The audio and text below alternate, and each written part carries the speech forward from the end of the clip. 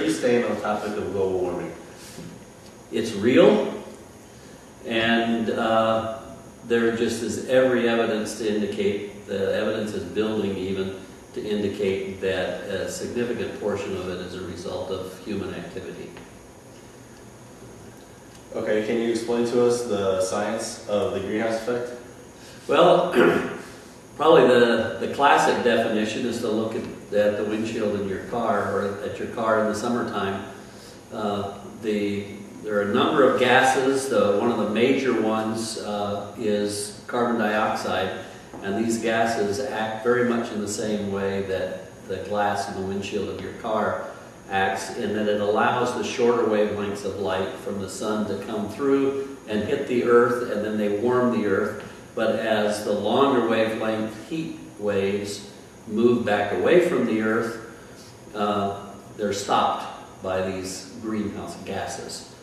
It probably should be said, though, that that's one of the unique characteristics of the earth that makes life work on the earth. If it weren't for those greenhouse gases, the earth would be too cold for human life, or for any kind of life, for that matter.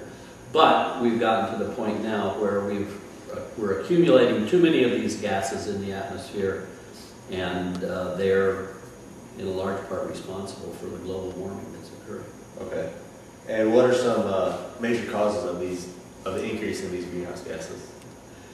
Well, the major one that has increased is carbon dioxide, and it has gone up significantly. And if you look at the carbon dioxide levels, they started increasing when, at the beginning of the Industrial Revolution, and the thing that made the Industrial Revolution possible was carbon fuels. So coal and oil. And as these are burned, they've been in long-term storage for millions of years under the ground. We've taken this carbon out of long-term storage and put it back into the atmosphere. Okay. What can we do as individuals to reduce greenhouse gases? Well, probably the simplest things that we can do are to live more simply. But we need to think of ways that we can reduce the amount of carbon fuel that we use. Walk instead of driving. Maybe take your bicycle instead of your car or truck, and then use products that have less impact on, or that have less need for carbon-based materials. Plastic bags, things like that. Cut back on that. Okay.